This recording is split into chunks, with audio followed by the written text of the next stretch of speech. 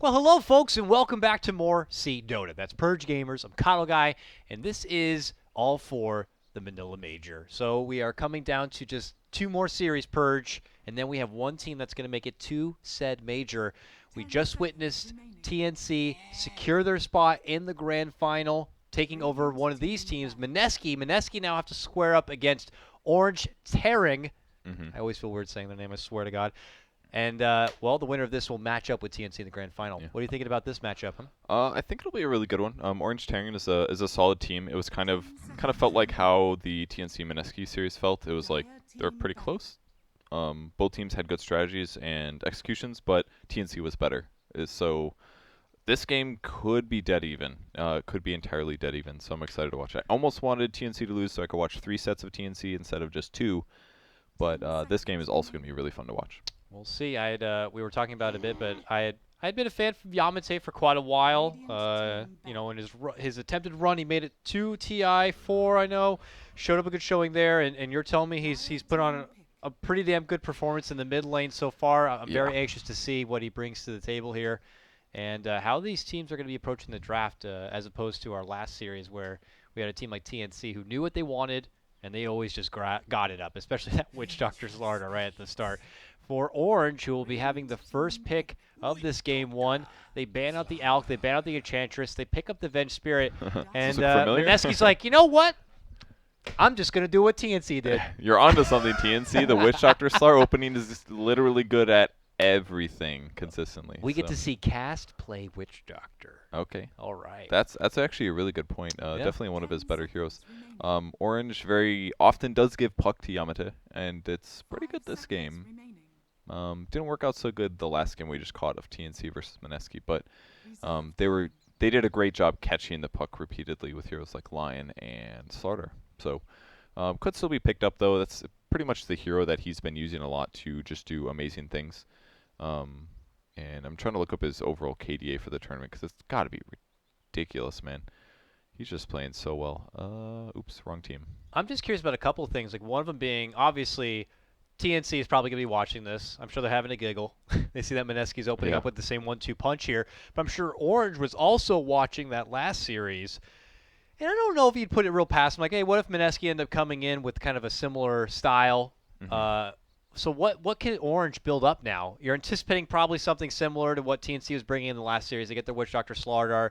Maybe they move forward. They get like the Jug or a Gyro. How can Orange prepare their draft or formulate their game to not, risk being the Mineski of this series? Well, it's looking like their bigger win rate heroes are mostly out of the pool. The only one that isn't is Nature's Prophet. They actually haven't lost on puck yet either. 100% win rate on that. And they open with something that isn't even on their top 7 most played heroes of this tournament. So why not now? That's quite surprising, especially because both Witch Doctor and Slaughter are quite good against Lone Druid. So I'm a little in the dark on this one. Yeah, they're going have they played Lone Druid at all in this tournament?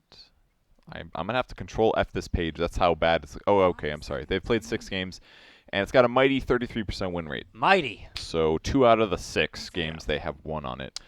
And that was 3 days ago they picked him last. So I'm not so sure about the Lone Druid pick here. Amp damage from Slardar does a lot of physical damage to one target. Oh, yeah. It allows the enemy team to focus the bear repeatedly rather than necessarily having to go for the hero. Witch Doctor Cast can bounce between the two.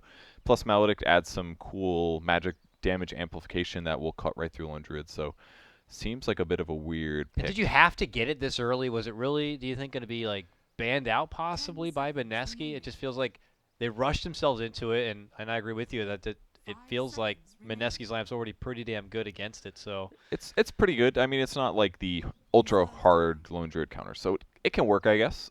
Maybe maybe they're planning ahead, and that's most likely what it is. They still haven't gotten their best heroes, which is basically puck. Maybe they'll put an Invoker with it instead, and then get a Legion Commander, and they'll just Bear Force 1 it. Okay. Make sure it's the full attack speed. Yeah, Okay. It worked for teams like eHome. True. Lanham. And it is a really good high ground hero, with the exception of against the Slardar, I guess. Because you can, from range, reduce his armor by at least 10, which means it won't be able to tank tower endlessly. So, I don't know, a bit of a weird pick. It also gives them the ability to abuse a 1v1 matchup. I would say that Lone Druid can definitely beat Slardar on a 1v1. It's a little iffy, especially if a support rotates. The Slardar can get a kill on the Lone Druid. Pretty straightforward. But I'll say Lone Druid can abuse 1v1 matchups and generally just get Radiance really fast, while the rest of his team does things. So. And do we know if Orange typically play their Lone Druid, I guess, either in the mid or safe lane? Mineski had been banning out as if they want to make sure they don't deal with any sort of other top-tier offlaners, getting rid of the Tide and the Batrider. You know, obviously I haven't been able to watch a whole lot of the C region here, so maybe they have their own interpretation of the Lone Druid. But it's interesting. It's hard to say, basically. The 6 games that they had played Lone Druid, a lot of them were actually very old. 2 of them against Execration 28 days ago. They picked it 14 days ago and won, 11 days ago lost. And then they picked it another game. It looked like it was a possibly aggressive tri-lane or maybe mid-Lone Druid. Hard to say. They picked it 3 days ago against Mineski as well, actually. But very different heroes, relatively. So they banned. There was a lifestealer in that game. Maybe it dealt with the Lone Druid. They did ban lifestealer this game, for example. So this has got to be some like strat, right? They're on elimination essentially. So and Mineski's a very good team. So we'll see what happens. We'll see. It'll make a lot more sense once their next couple of picks are coming out, I'm sure. I mean, there's not a lot of teams in the C region, especially that are picking Lone Druid. There's not a lot of teams in all of the regions that are picking Lone Druid early, with the exception of Vega, was still consistently grabbing it first round, just because they would always get Radiance guaranteed. And now they're going to slightly different gear. Magic damage on Mirana. Could be a support, could be a core. That's the thing now. That's the beautiful thing with this new Mirana that's too hot to trot with the fancy new Agnum Scepter. You really don't know the versatility that she's going to be able to bring here. Nonetheless, the benefit of the night vision, I suppose, is going to be very nice. They got a great color scheme, and well, if they are able to land an arrow on the bear, that could take them out of a fight, I guess, for a while. Nonetheless, they have good arrow follow-ups, basically. Slardar initiates the arrow on whoever he caught, and magic damage is a decent solution against Lone Druid because his armor's so high, including on the bear as well. Not that, again, Slardar is kind of countering that. Mirana can transition into a carry very well. There's the hero that I really kind of expected to get banned. Like, I mean, it's 100% win rate for the qualifier. It's so high. Maybe this isn't all games. Okay, excuse me. 5 games of the qualifier, 100% win rate. The 6th game was 19 days ago, so we're not going to count that one. No, that's doesn't too long. adjust the numbers at all. That's a different. But that's almost a different patch, right? Maybe not. That's this patch still. Maybe a fresh patch. Yeah, 19 days. Yeah, it was the previous patch for sure. Yeah. So but all these other matches, 2 days or less. And actually, 3 of these games they had Oracle on their team, surprisingly. Really? Maybe really buffing up the Oracle win rates. Generally unpopular hero, especially in pubs. It's not against one of them. It's against the bat. The Action Arena. The other one not though. Yeah. Only. I wonder if they'll pick it up here. Only one bat. But in the meantime, Mineski, they give us an idea that this Mirana will be in a core position, and we will be having a Lich Witch Doctor duo here. So you get the benefit of the extra armor on your side. Of course, the sacrifice is very nice on that new range creep, and then the Lion going to be coming out from Orange here. So could have maybe been a good Oracle game because you can remove the stun from the arrow, but much safer pick on the line. It's something. Oracle's just not that amazing against those enemy heroes. You can purge off like ice armor, I guess, but much better just to kill them with nukes, I think. Yeah, I agree. And a couple more disables against heroes like Witch Doctor are definitely nice. They can lock down Mirana before she leaps away. Slardar as well, a little bit wily and hard to kill. So Orange.Taring's their carry potential is a little bit limited, but that's kind of been the story of this patch the last couple of days with all the Slardar carries that just give you a fairly safe lane. You get a consistent Blink Dagger. You can put them offlane or carry, and then you're just pretty much always viable and strong. And if you're doing really well, you buy the OP Armlet, and you become actually kind of a carry. All right. Well, what can Orange get here to maybe boost up their late game potential quite a bit?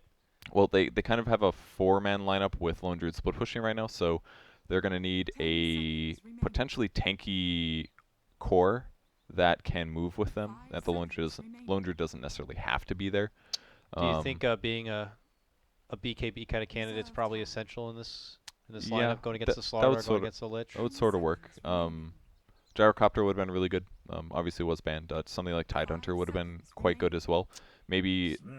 Okay. Ooh, Sven. Yeah, I was that'll actually work. going to casually throw out the idea of a jug, but yeah, Sven, another great man fighter there.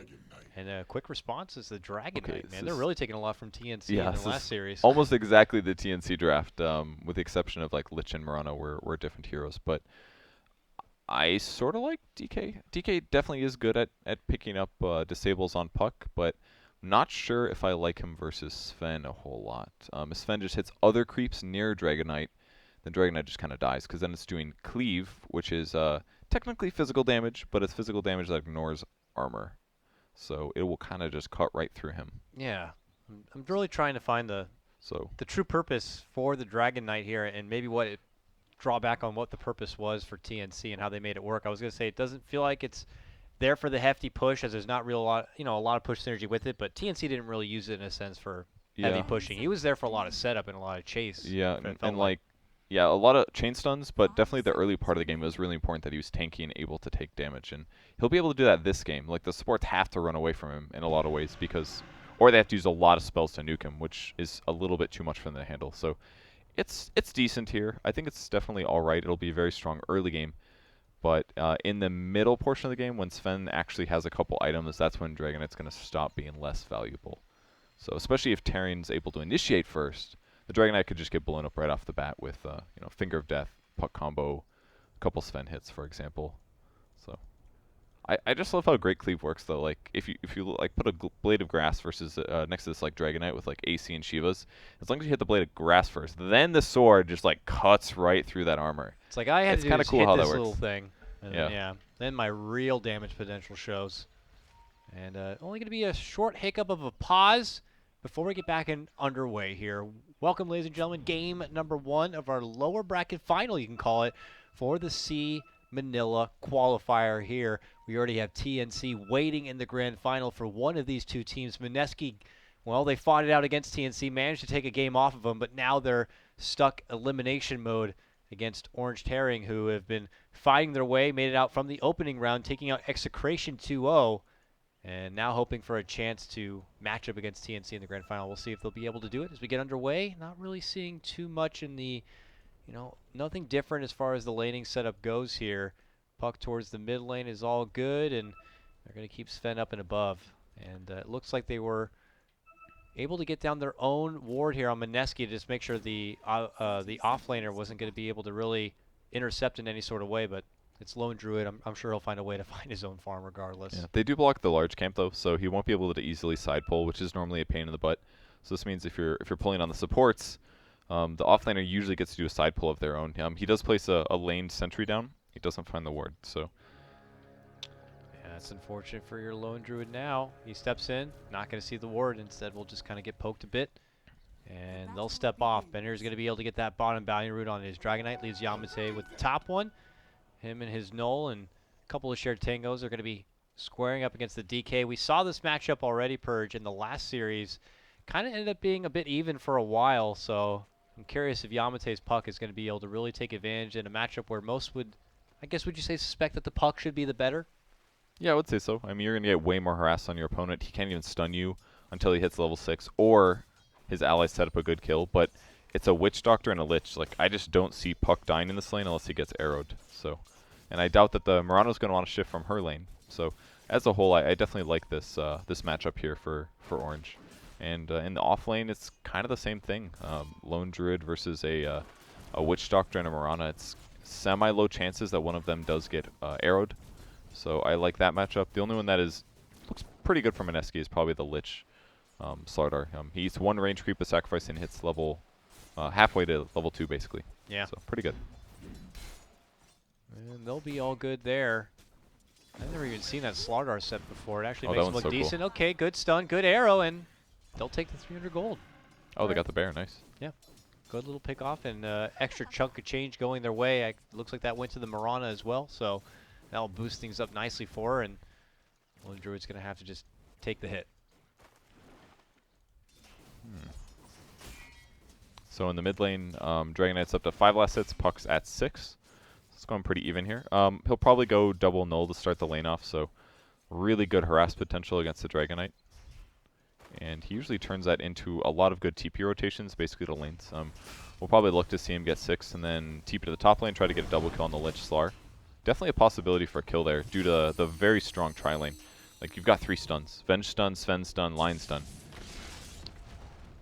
And this line does have to be a little careful, though, in the laning phase still. If he pushes himself too far forward, a good crush with the sprint chase and the slow of the Lich could be a very nice chance to get off a pick-off here.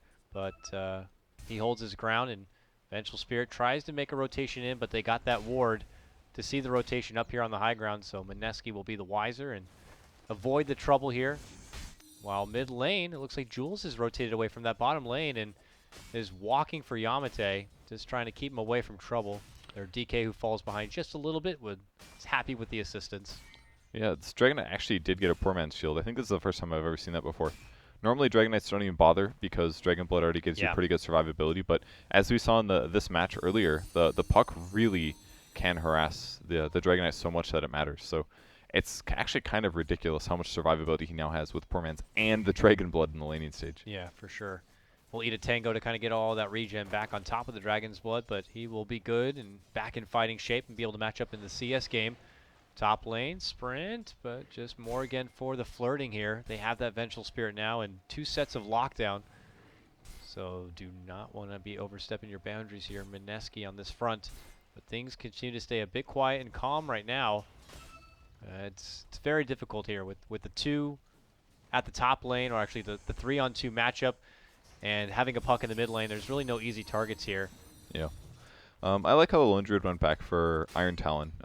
This was an item that off-lane Lone Druids kind of stopped buying. Actually, all Lone Druids stopped buying. Top lane, though, they've actually made their move for the Slardar, and that's going to be your first blood. Jules rotates in as well. They're hoping for a response, but it's not going to be there. And that's just the power of it. I mean, look at Magic Missile. You got Hammer. It was not even was used. So Earth Spike, yeah, you overstep a bit. They're going to have enough lockdown to really make you pay for it. Yeah, really nicely done there. Pretty straightforward kill. Oh, stun on puck. Just Yamate. Yo, he's actually doing damage. Wow. We'll force out the Fairy Fire, and Yamate heads up to the high ground and back it around because we got an Invincibility, which is going to be denied. Jules is not going to allow them to pick that one up. That sucks for Yamate, man. He has no bottle now. And only one little Fairy Fire for the regen, so might have to be careful, though. This Dragon Knight is leveling up the Breathe Fire here. He also has an empty bottle, though. His courier is going to be fished out now, but you know, with that kind of nuking power here, you don't want to risk anything. He's doing really well against this puck mid. He's actually kind of holding his own. I mean, I know the Witch Doctor is there briefly, but he's completely holding his own versus this puck. He keeps letting him get hit by him, which is kind of peculiar. Both heroes are quite slow. Obviously, puck more mobility usually, but I'm just surprised that he's getting traded. They tried to go for Lone Druid in the bottom lane, who hopped into the side shop when he was caught in a bad position, but the arrow was a miss as he just quickly TPs out. Maybe they should have tried to move in there, but they just anticipated he was going to TP, tried to go for the blind shot, and it was a miss. And no way they can find him otherwise. If it was Avenge, maybe a Wave of Terror could scout, but with a Witch Doctor, you got to have that vision. So nothing too weird there. Offlane Slaughter is level 4 now. 1 death on him. Lich has still been playing okay. Oh, Dragon form out now, but not going to be able to get the catch, and will instead opt to bottle up at this point. The head is CS, though, Purge. Raging Potato on this Mirana. 38 and even 13 denies to go along with it. And he got the bear kill. And that bear kill. And he's going straight for a Midas on the Mirana. That's really fast CS. Bear kill's like 6 last hits, basically, so the fact that he's got 38 right now is putting him way ahead. And the faster the Midas, the faster the items after it. What do you think would be the appropriate build-up? I've seen a little bit of everything. People talking about, like, oh, you got to get the eggs right away, man. And people are like, you know what? You can hold off on that or just ignore it altogether. It's definitely going to be the fast eggs here.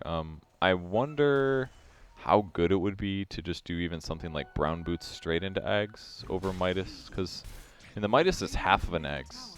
And he's actually so farmed right now that I wonder, like imagine right now. Well, it's not right now, but by 10 minutes, if you have eggs on Mirana, you could actually just leap Starfall one-shot somebody. Oh yeah, like you actually could. Because it does pretty close to 1,000 magic damage. Yeah, was it four potential hits of that? And it would do, yeah, it does 525 times 2. Oof. So, like, he could actually just one-shot Lone Druid. Uh-oh, making a move now again for the Slardar. That's 1 stun, that's 2 stuns, that's 3 stuns, and that's a kill. Yeah, you can't do anything there. I think the Lich actually ran back to sacrifice as well, so I don't even know if he had Frost Armor on, but his nukes weren't going to save him. Could have been a good read from Orange. Maybe read the clock, knew the creep wave was coming out, and Lich, would be doing something like that and not near to help. But even if he was around, I don't know what he really could have done to stop a mess like that. Yeah, there's not much really. So about the Midas on Mirana, even with having a really fast Ags, you have to use it to get kills or to get farm, and Midas just does that guaranteed and kind of for a longer period of time and for more ways. Like if you're behind, Midas is definitely better. Gank coming mid. They try to go for the puck here. The burn was going to be there, and now they make their own response, going for the Dragon Knight. The coil going to be committed for this one as well. Jewel steps in with a coconut. Bottle. It's pretty good, and he starts to bring out the Voodoo Restoration, keeps the Dragon Knight alive, and look at this. Even the Sven hopping in on the action, TP's in, and that will be enough firepower to get the finish, at least on the Witch Doctor here. Orange up 3 kills now. Mineski yet to get themselves on the board. Definitely a very hard matchup for Puck here. He's struggling heavily against the Dragon Knight. Ben-Hur is just, he's rocking this matchup. Another Sven rotation, or the first Sven rotation, but definitely beneficial. He's even got more Stormhammers than we normally see, but it makes his ganks slightly better. And a fast treads as well to get more mana out of his hero and better DPS in these early fights. So he's definitely prioritizing more on the early, most likely just because of this Lich in the dual lane. Yeah, he's been involved in every kill. It's not like there's been a lot of them, but yeah, he's all over the place. Good happy for to him. participate, and with that, he benefits in the resource department at that point. And so it's not just him that's benefiting. Line's 5 now. He got the experience on that kill mid. He's doing a great job. Stun on Puck. Like, he just keeps hitting Puck. Like, how does he get a stun off on Puck? I'm not quite sure. It kind of blows my mind, but is Puck letting him do it? He's like, oh, you're going to use 100 mana to stun a Puck just for 2 right clicks? Like, and what a maybe waste. just don't expect it, and you're like, is this guy for real? He's really just going to walk up and Dragon Tail me every time? He's just so slow. I don't know how it's happening. I mean, Puck is also slow, but very weird game for the mid matchup. Witch Doctor trying to set up. Yeah, he's got an Invis Rune. He's like, you want to go for a pull ball? Sorry, I'll be here. We'll block out the stack. And I was going to say, if Venge goes back to scout it out, they might just even get mind game to thinking that there's a ward there. There actually is a ward close by, but not one to really block out the camp. Oh, no, it does block the camp. Does this really? Yeah. Okay, I've actually never seen this Yeah, one it's in the before. corner, too. That's a bit funny. Sometimes those ones on cliffs or stairs don't actually work, but... Alright, Mirana going for the treads after the Midas now. 76 last hits on her. Her net worth is way ahead. Oh, yeah. 5k net worth at 9 minutes. So that's like 1,300 ahead of what the Dragon has. She could have brown boots Ags right now. With like a wand. If she wanted to. If she wanted to. She doesn't, but She's if she did. She's thinking long game here. She wants the greedy game. Yeah. I mean, you can actually farm so fast on Mirana. Yeah. For this reason. It's for the large camp. Satyr gets taken down, and, well, Sven involved again in another kill. This time top lane going to be able to get the jump and take down the Slardar. It's been a struggle for him, this one. That'll be the Slardar's 3rd death, and it's right under his tower. Even with the benefit of that armor, it's not going to be enough, and they're looking to go for the tier 1 finish. Jules shows up, pops out the coconut just as he gets stunned himself. Ling tries to go for the follow-up, gets it with the finger. They will get the finish. They get the extra kill with it, and they just turn and run. Looks like the tower will get denied in the end, but they'll take the extra scrappy kill, and Orange now up 5-0 mid lane. Looking to go for more. Yamate steps in, gets a good coil and a silence. Ice steps in. They get the magic missile. They get the invis coming out from Raging Potato is enough to avoid the stun. And he just quickly steps up and away. Uh-oh, Ling, is he going to see him? Oh, he canceled the stun even though there's no real mana there. The line could have sucked some mana and then maybe had it. But here comes the rest of Mineski. They leap right on in. They are going to get the kill. Finally put themselves with 1 kill on the board. A lot of rotation power here, but hey, they saved the DK. Yeah, it was a good turn. Kind of. I mean, we could easily see that he didn't have mana, so he would have been fine there. But big stun, and his allies back him up just in time. Maybe they'll get the tier 1 too. Dragon Knight picks up the last hit on that, and that'll help Mineski a bit. You know, for a game where they have finally just gotten their first kill, they're still ahead in net worth, Furge. I guess a lot of credit going to the Raging Potato Mirana for that, but they're still holding their own. He'll transition fairly nicely. I mean, Once Sven gets BKB, he's going to really be limited on what he can do. But I think Sven will be happy as a whole. He is going to be going for the Echo Saber, starting off with an Oblivion Staff. Ah, that's right, the Echo Saber here. Yeah, great item right now, especially for Sven, just because you usually have a pretty limited amount of time that you can get kills. He's pretty disappointed in the stacks, actually. The Venge stack failed. There's now a ward blocking it. Mineski is completely ahead on, like way ahead on this. The fact that he didn't get like a 4-stack there is going to mean Sven does way less in the mid game. Because if that was like a 4-stack, he'd be almost caught up to Mirana. It's easily better than a Midas. He will find a large camp stack though. This one's pretty nice. He drops the sentry, doesn't see the ward. He thinks it's up over there, but little does he know. Oh, drops 2 sentries. That's unfortunate. And still doesn't head that way. He may find it though. We'll see. Eventually he will. If he walks south right now, he's got it. No problem. Oh. But he may not. Oh no. I've never seen this ward before, so very cool. Neither ward. have they. Clearly, yeah. They'll check the replay on that one, I'm sure. And with it, they'll just kind of sidestep and have to do without the Ancients in the meantime. Mineski, though, in this top lane now, pressing towards this tier 1. It's still pretty fresh here. Yamate is first on the scene, a bit low in the mana department, but has Coil ready to go if a fight is to break out. He's got reinforcements nearby in the form of Ice's Vengeful Spirit and Ling's Lion. Definitely safer for them to back up. I love the Observer Ward by the Dire team. Usually this is a lane ward protecting this tower, but by putting it in the jungle, that's usually where they're expecting the fight to be. The scan actually is going to catch the Venge, so they know that there's somebody over there, but they may assume that it's them setting up to fight rather than do what they're about to do. So they're instead running all the way to the bot lane to push their own tower, and then when they rotate bot to defend, they are going to try to take a fight. Yeah, maybe just assuming there's the one in lane plus whoever was scanned. So numbers in their favor here as they head up and over. They eventually did get that ward, by the way, but here they go, looking for possibly to get a hold of NJ here. The Lone Druid gonna get caught up in the stun, and the chain goes out. Will help get the finish. Vengeful Spirit needs a couple more knocks of that, and the chain goes through the rest of the creep wave here and allows Mineski to be able to secure this tier 1 tower. The money continues to climb in for this Mirana Purge. Has the point booster, nearly 2k gold. This Agnum's going to be coming online super, super fast. Yeah, I just don't quite understand this Lone Druid pick yet. Like, you could see how effective Chain Frost was there. It just meant Lone Druid's absolutely dead. 2 bouncing spells. The bouncing spells, man, it beats Lone Druid. He's always going to have 2 units. Yep. If they're too close to him, he's really screwed, but it was a perfect wraparound and the easiest kill ever. They can defend this, though. He may respawn TP. Okay, there's a coil. It connects onto 2, but they're still looking to stand. They got the follow-up stun. Good step and crush comes out from the Slardar. Might create enough space. It helps get the finish onto the Vengeful Spirit. Nice little zoning ward comes out from Jules, and Raging Potato says, Moonlight Shadow, we can disengage if we want, but Slardar might move in. What is he doing? And the Lone Druid, who's just sitting there shape-shifting about, gets caught under the crush. They dish out the coconut. Luckily for him, it doesn't bounce back his way, but it doesn't matter. They eventually move in, and that's back-to-back kills on this Lone Druid, who happened to be just hanging around dancing a bit. That was quite confusing there. He probably just thought for sure that they backed, but that was just so greedy. If you're going to stay there and farm, at the least stay in bear form. I mean, he transformed because he leveled up, so he said, oh, I want my extra skill points in Battle Cry and extra HP, but actually I don't know if that matters anymore. But I know one of the 2 does. But that was just such a dangerous time to do that.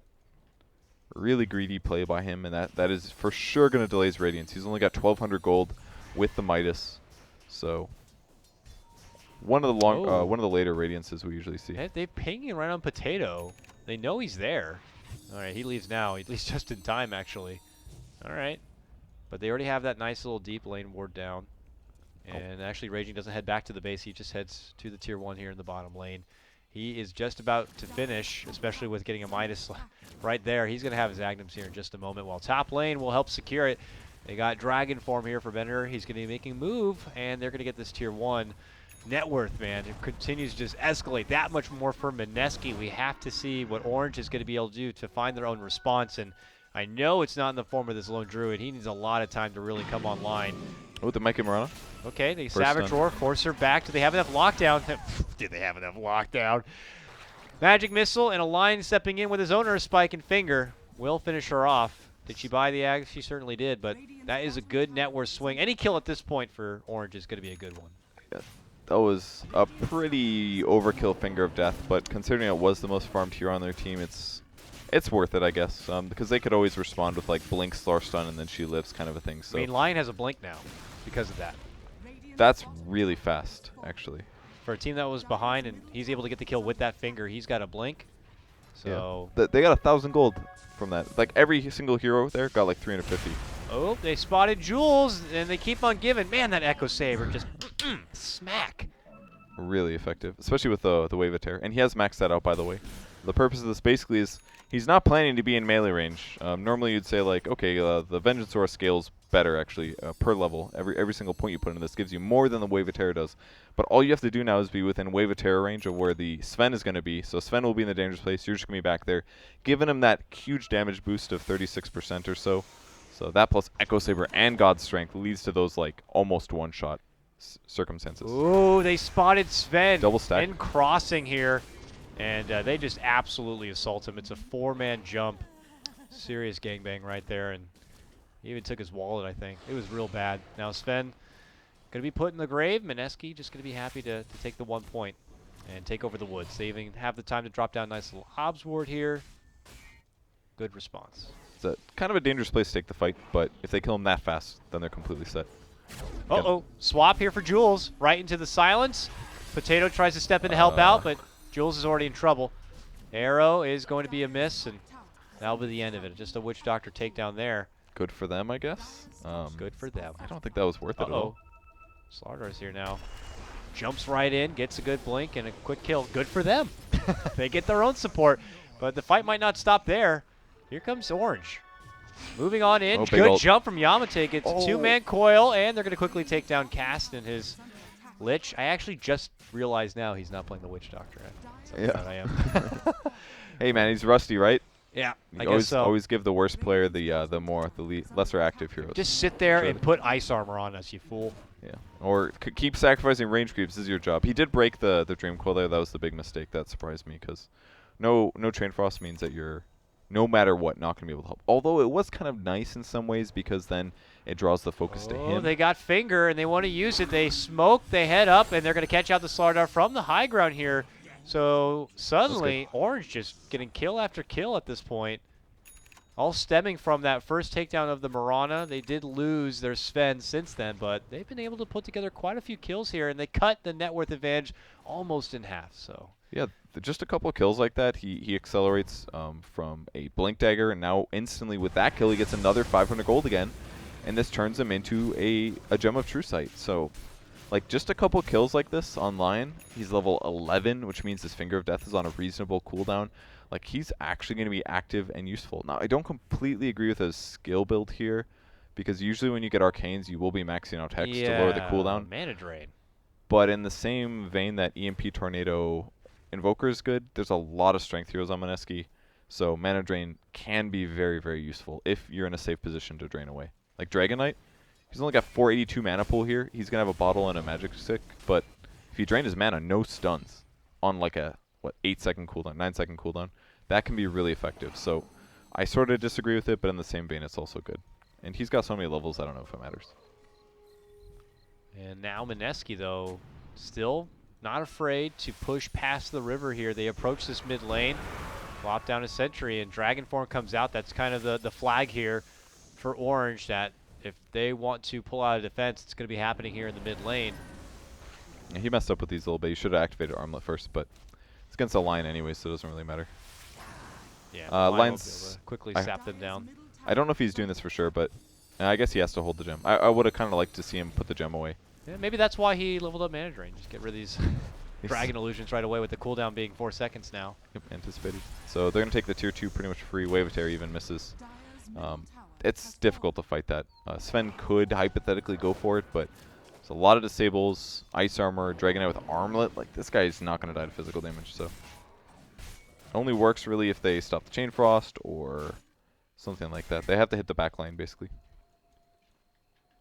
We'll see if they're going to be able to have the opportunity to do so. Hey, Cass got a point. He got he got his Midas, and he's got a point booster. He's I going didn't for even see that Ags. Midas. He's going for Ags. How do you squeeze Midas? All right, I have no that's idea. definitely the thing he's been doing best this game, is that he just hasn't died. His Slardar died. He did not. And that's actually super important. You're still alive to sacrifice and limit their experience gain. If he just sits back, like now that he got away with Midas, this build's amazing. His survivability is quite high right now. His armor's decent because of ice armor. If he just picks up an Aghanim Scepter, Lone Druid cries. He literally Oh, cries yeah. because he's like, if I actually can't DPS anything. I just have to worry about dying all the time. Even the slow application is going to be decent against heroes like Sven. Yep. All right, big stuff coming into play here for Mineski, though. They are down kill score. They still pretty much lead everywhere else. And they'll make the rotation in. BKB, first one comes out. It's going to be on DK here. We'll have to see if that's going to be enough for them to really kind of go back on the offensive. And a 4-staff also. So extra mobility for the Slardar on the side of Mineski. Yeah. Their 5-man looks so strong right now. It's, Yeah. again, one of the benefits of this Ags Mirana. It's like a different version. It's a different version of damage, which makes it hard for your opponents to itemize. They need to get armor to deal with the Slardar, but now you've got this hero that does potentially 1,000 magic damage very, very easily. They do scan the Roche. It did work because somebody was outside of the pit while they scanned, and the range creep also scouting this out, but they're actually going to get here in time. Okay. Even with the help of the amp damage, it might not be enough, but look at Mineski's positioning. They put themselves down south as the approach will be coming from the other Oh, he side. doesn't get BKB? Good jump in. No BKB going to be happening here, so he gets quickly hexed up. Now pops the BKB and looks to go for the rest. But meanwhile, big Death Ward does fly out. The Chain Frost is going to force them to step away. Sven very low. They'll make the chase. They will make the kill happen. And now it's Lone Druid caught in the mix, but meanwhile they're going to finish things up. They get off ice, and, well, it looks like NJ somehow found a way to wiggle out from trouble. But his bear, not going to be so lucky. It looks like they might try to go for him. Slardar's waiting for the blink to come up. We'll jump in, crush it, and they want this 300 gold, and looks like they may be able to get that and move back for the Roche here. Huge win for Mineski now. The damage was so big on the bear. It's good they took the fight, though. It is going to delay the Roche, and maybe it's not fully good. I guess they definitely lost gold advantage there. The fight looks so good, too. They initiated on the Dragon Knight. They fingered him right away, so he goes down to 40%, but they had to get the follow-up there, and it's entirely possible that it was just they didn't get the follow-up fast enough. Clearly, I never saw the Sven get into the fight, actually. He approached, but... Well, you got to give some props. Mineski with that positioning, being down below, they saw pretty much all of Orange just come down from that ramp, and then when you're dishing out something like a Chain Frost and a Coconut, those bouncing skills, they're like, I want to run the pit, but then we're all running together. You step back, you go forward, and in the heat of the moment, I'm sure it's hard for them to kind of communicate what they want to do, and it just breaks out into chaos. Yeah, so basically, you have to spread out. It's the only way that works, right? And at a Roche pit, when you wanted to have like a choke point fight and you're spreading out, it's very awkward. And you're trying to focus on somebody that's out of position and disabled, because that's what the line basically did there. It left like DK and Line in a one-on-one in the pit, and it was oh yeah, he got awkward. wrecked. There was wrecked nothing right he could do there. Okay, they make a jump for Sven. The follow-up isn't quite there. No dragon form yet, obviously, but Mineski continue to show that Orange, that they're here and they're fighting. They now have the Aegis, and they could go for an approach here soon. But first, they got to get these lanes pushed out and maybe get some levels here on the Witch Doctor. That the economic damage they did to Sven this game is just mattering so much. Because he's not able, if he had a BKB in that fight, it doesn't matter. He runs through the Chain Frost, his support split up, and maybe he picks up the kill on the Dragon Knight, for example. But now because he wasn't able to do that and they lost that fight, he now has BKB at 25 minutes. Quite late, actually. Yeah. Normally he has like Echo Saber, Blink, possibly BKB at this moment. Oh, for sure. And instead he's a Blink Dagger behind. And his item came a little bit too late where it would have been useful, where they could have won the Roche fight. So he's getting there, but it's much slower than we normally expect for the Sven, especially with the new Echo Saber build. So they got to win the next couple of fights or it's going to get real tough. But Mineski's getting stronger and stronger. There's now a Reaver on the Dragon Knight. Most likely going to turn into a Heart, which means tons of survivability and weak against nuke-based lineups, which is most of what Orange.Taring is. Certainly looks to be the case here. And Mineski, who still hold that Aegis, have time on their side now. Their team seems to really be swelling up into something much more dominant. And then they can afford to wait a bit if they'd like. I mean, Lich has an Ags that's coming in the near future here. Jules was able to kind of grab together his own Glimmer Cape, and once the ammunition becomes apparent here, Mineski might try to go on the assault, but for now just kind of playing things a bit slow. I say that, but now they smoke, and it's time to go, baby. We'll see what they can get a hold of here. Looking to turn the corner. They got some nice full BKBs to work with. Really good rune to pick up as well for tanky core hero when they're pushing. If he can get out, back to full HP, full mana for free. Can they snipe the arrow? That was a little off. Swing and a miss. But they are not pulling off yet. Here they go. They feel like they have the manpower here. If they saw the net worth, they would need know. A stun. Jump in, Yamate. Just silences him up a bit and steps back. That was well done. It clears the creep wave, buys them 30 seconds. If they can keep delaying this, then it'll put them in a good spot. They're trying to be careful about the Spirit Bear as well. They'd love to get him around a split push. Like, if he could run past the fight. Okay. Oh. They go Dragon Knight. They get the swap. He's not able to get the BKB off. He's down. That's a huge pickoff for Orange. They have detection. All right, there's the dust. Did they get the Mirana? It looks like they did. She's going to be able to leap away, turn around, jump in crush, but it's only to kind of create an escape path. But Raging Potato says, I'm going to BKB and I want to go. And it looks like they might have to settle for the bear. Yamate still jumping in. What a beautiful stun coming in from Ling. Catches him from behind, but then there's a quick response coming in from the Slaughter. Gets his own crush off. This fight continues to move forward. Lich gets off the Chain Frost. Ice will go down, but so does the Lich. It's a 2-for-1 at the moment here as Taring continues to chase. Now they look to get a hold of this Slaughter on this point, but he steps back. He gets off the crush. Here comes those Starfalls, but Raging Potato is very low and will end up losing his Aegis here. Orange, though, I think they've had enough at this point. The longevity of this fight not looking too good for him, as maybe even DK could make an appearance soon, but that will be the end of it. That was a beautiful fight.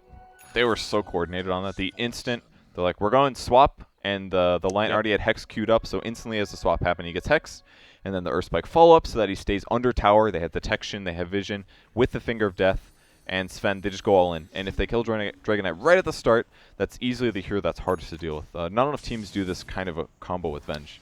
Yeah, you know what? I've been trying to think of who did this same exact combo recently. It was a Puck, Venge. I think I want to say it was eHome or MVP Phoenix. It might even be that Star Ladder. Okay. But it was just impressive. They had the Ether Lens Venge, long swap into the Insta-Hex, like just as we saw right there. And there's really not much you could do about it. The only way to punish them maybe is to have vision to protect against the swap, Aether Lens, Lincolns, something like that. But those are such crappy ways to deal with that kind of a problem. Yeah. I guess we can blame Mineski for not looking at the lineup and being like, they're going to swap you. Yeah. And you're going to get out of position, and they're going to follow up stun you with Hex. I wonder if this is like one of those moments where you can consider just like a value like Lotus Orb, just for whoever's sieging in there. Yeah, that would have been a solution. I always say Aether Lens instead of Lotus Orb for some reason. Do you ever do that? Yeah. I do that every single time, especially now that they both take an energy booster. That's my excuse. That's actually has no validity at all. Sure. But it's hard. They needed to initiate, basically. Initiate with a stun on Dragon Knight so it's not so cookie-cutter easy to execute. These are good players, man. They're not bad at all. They definitely got behind through smart play from Mineski, but they can take the win here. Okay. Nice bear. Kill. Yep. Savage Roar is going to be off, but they got the coconut for it, and they will get it. So we'll pick off a good little chunk of change there for Mineski, and Mirana is able to throw together what looks like the new, cheaper Lincolns. That'll help a bit. Yeah, it'll be a solution to what we just talked about. Put the Lincolns on the Dragon Knight. At least it'll stop one thing, but, I mean, they can still do, like, mana drain from range. Lincolns is popped, then do the combo. I was impressed, man. They got a lot of damage in there. I don't think he had the heart complete for that siege, but now he's got it complete. But they were still able to take him down damn fast. Yeah, they can probably still get him here. It's 500 HP difference. The Lincolns makes it a little tougher. Sven has no new items, so I guess his damage is about the same. I guess they have a Vlad's, though. That might help. But there's also a Glimmer Cape on Witch Doctor, and I'm sure they're going to be a little prepared for this one this time. If they don't get the burst, though, it's like they definitely lose the fight. Ooh, Agnum's now done. I hope he just runs and places the traps at the ancient camp. Yeah, now, the ancient ones. Yeah.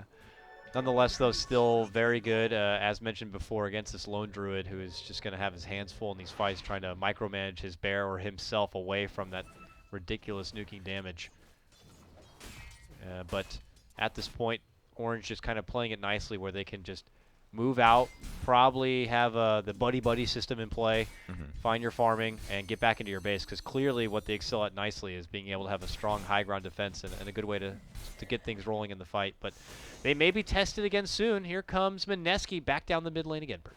Yep, Spirit Bear currently split pushing. He wasn't even farming out of base with this hero.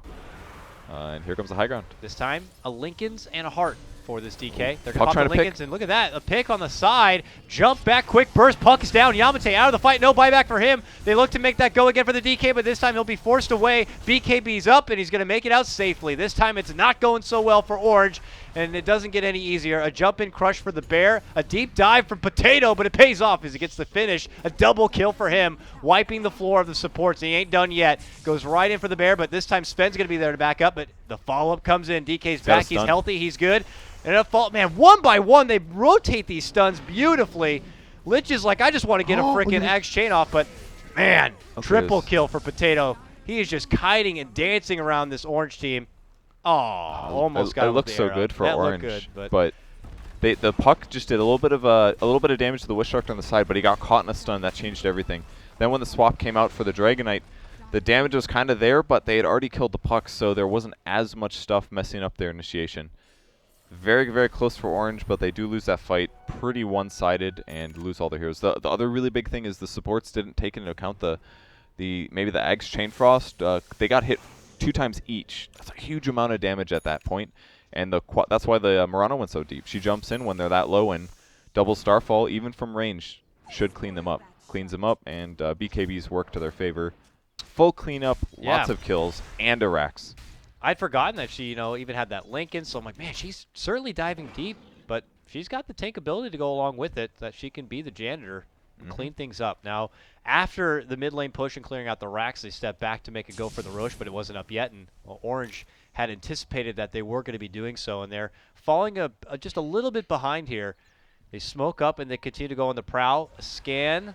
I think that was a Radiant scan. They don't have a way to really tell the difference, I don't think, right? Yeah. I look at it and I have to be like, no, that was a dire which scan. team would scan there? Yeah, I mean, you can look at the cooldown, I guess, if you click on either side. So that was a dire scan, but it was a swing and a miss. So this smoke movement really does not help Orange, unfortunately, and they'll have to get back on defense. Yeah, kill there would have been really nice for them to have, but nothing for that. Smoke comes out now for the Radiant team. There's a new E-Blade on Murano, so she's going to be able to set up her arrows a lot easier. Huge threat to at least a Spirit Bear. Plus helps out. Maybe if Sven, for whatever reason, does get a hold of somebody. Let's say they swap in a Slaughter or the DK. She can leap in, get off an E-Blade, and help out. But that might not be necessary. They've already made a committed jump, and they just annihilate the Lion, and they take out the Sven. Blink and you miss it. Mineski might be able to close this game out here as they approach the southern part of the base. They make their move in. Lone Druid got to get quickly saved from Ice, but Ice is going to be eating a icy hit of that Chain Frost, and then quickly gets blown up. Now a follow-up here from Slaughter. They want to get the Bear. They got it. Yamate, unfortunately, just steps in with a silence, but that's all he can do. Sven waiting in the grave, has a buyback, but I don't think it's going to matter. That Lone Druid goes down, and he is out for nearly a minute. No buyback for him, and it looks like Mineski might be claiming game number 1. Yeah, they've just been playing really well here. When you have this many BKBs against these kind of heroes, Puck, Lion, and Venge, it just becomes so hard to do damage and take fights. They had that one really good combo, but that only does so much. I think Orange.Taring just really needed to fight a bit earlier. They got too passive with this game, and they got out-passived, basically. Ancients were blocked consistently for a good 5-10 minutes kind of a thing. Limits Sven's advantage. The laning stage didn't go nearly as well as they wanted it to. Just a lot of things went wrong for them in this game, and despite the semi-rough early game. Yeah, and now, we had asked the question in the draft, like, where was this Lone Druid? What was his place going to be in this game? And I don't know if we really got any sort of solid answers about that. Yeah. He found himself still about the top 3, now top 4 in the net worth department, but really didn't end up being that scary beast we see many a time. Yeah, against a lot of normal lineups, it can be very effective if the Bear's hard to deal with, but the Slar ulti just does so much. It basically shifts your game forward like 20 minutes. Like normally it takes until like 30, 40, 50-minute mark till you feel confident killing the Bear without too much difficulty. But minus 10 armor, that amplifies your whole team's damage by like 60% physical. And it's just really straightforward to kill the Bear at all stages of the game. As soon as Slar's 6, it's an option that you can deal with. So I just don't like it as a response to Slaughter. If Slaughter's in the game, Lone Druid is just not very good. It wasn't just a Slaughter. They got Slaughter and Witch Doctor as their 1-2, and they're like, you know what, and the Lich as well, but I really do think a lot of that is Yeah, I guess you're right. Like the Witch Doctor and the Lich, they basically mean all mid-game team fights. You have a solution against the Lone Druid, even if there's some stuff going on in other places. And if they ever do find the bear solo, they can still really kill it without too much worry. You can't just walk in, you can't kill it, and it roars you whenever he wants. It's he actually has to play a little scared with it. And the Radiance was delayed, I guess, and the first couple fights didn't go amazing for Taring, but I really feel like the supports played really well on Taring, at least. At least the line definitely did. Yeah. Got his items up fast. Just these team fights have been a little tough. And help with that burst turnaround, taking out Raging Potato in the bottom lane. There they go, they're doing it. Okay, there's the swap. There's the Hex. There's the Finger. We've seen this trick once before, and it will work again on the Dragon Knight. This time he wasn't lucky enough to get that Linken's, but this time Mineski's like, you know what, you take our Dragon Knight, but we're still pretty confident that we might be able to do some work even as a foursome. Right now it's working on this bear. Eventually the roar will come out. And look at this response from Yamate. Gets a nice two-man coil. They're dead. A stun fall, but oh my god, that Sven! Did you see that? Holy crap! He got blown the hell up. The E-Blade, the Dagon, the Starfall, all more than enough with the burst damage, and he is gone and out. Nearly a minute without a buyback. We don't need no Dragon Knight. Mineski just easily move in and blow the Sven the hell up and now go back to finish this game out. It looked like he had a Mask of Madness on. He actually went from full HP to 10%. And then it was like, one more Starstorm, just this tiny little thing flies down. That little touch Boom. from Jesus above. Boop. See you later, but they will lose their Dagon here. And now Raging Potato hexed up, but he has the assistance from Slardar, steps in, gets a nice stun, and line will go down, and why not a Death Ward right on his dead corpse? Yeah. They'll move in, and eventually this will just trickle into the GG call, I'm sure. The white flag to be raised here from Orange. A valiant effort indeed, but Mineski on the warpath to find some revenge against TNC in the grand final, and this will be a step in the right direction, taking game number 1. But Lone Druid says, I have one more life. Buys back, looks to move in. They still have a Rax to fall back on here. Can they get the burst for Raging Potato? Doesn't look like it. It's hard. He's really tanky. Yeah. When you go Ags, BKB, and Lincolns, and you have it's just not the same. Crap ton of agility. He's got like a crap ton of armor.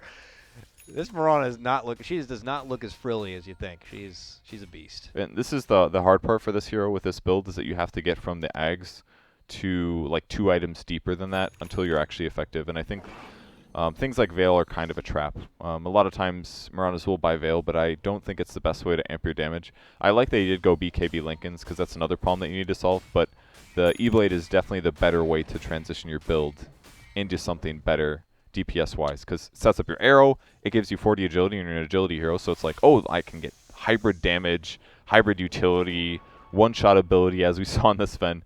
It just amps your damage by so much. It's 80% movement speed slow for 3 seconds. That's really good against Sven, actually. Oh, yeah. And here they go, looking for the knockout blow. One set of racks separated from the mega creeps here. With the tier 3 already down, Mineski make their new approach. And we'll see. Who will they hand over to the greater swap hex gods here? And DK could make his move in, but they're not going to give him the Lincolns. Raging Potato plopped up. Look at this positioning here. Blinks in, waits for the arrow, hoping to go for the Sven. Oh, gets it. Are they going to make work of this? She steps in, E-Blade, but gets hexed up and fingers, so they can't get the burst off this time, but it don't matter. The follow-up is going to be coming out. Sven does move in, tries to man mode, but the DK is going to be there to help out, and it doesn't matter, man. They're just too big, too bad, too strong. Mineski get the win. Game number 1 will go their way. Yeah, really straightforward at the end. You could really feel the gold advantage.